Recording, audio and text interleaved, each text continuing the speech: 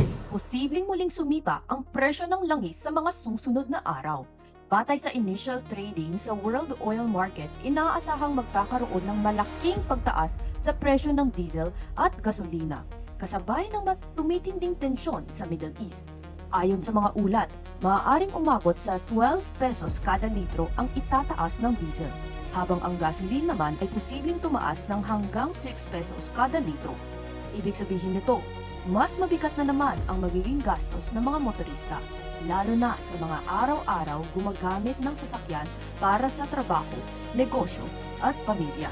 Dahil dito, marami ngayon ang naghahanap ng paraan para mapababa ang fuel consumption at makatipid ng gasolina. Isa sa mga ginagamit ngayon ng ilang drivers ay ang Eco Power Pill Carbon 3. Fuel pills ito. Ang maliit na pill na ito ay inalalagay lang sa fuel tank. Isang pill ay kayang mag-treat ng hanggang 70 liters ng fuel para sa mga sasakyan at hanggang 10 liters naman para sa mga motorsiklo. Nakakatulong ito mapabuti ang fuel efficiency, mabawasan ang usok ng makina, at mas maging smooth ang takbo ng sasakyan. Sa panahon ng patuloy na pagtaas ng presyo ng langis, ang bawat tipid ng gasolina ay malaking tulong. Eco Power Pill Carbon 3. Drive more, spend less.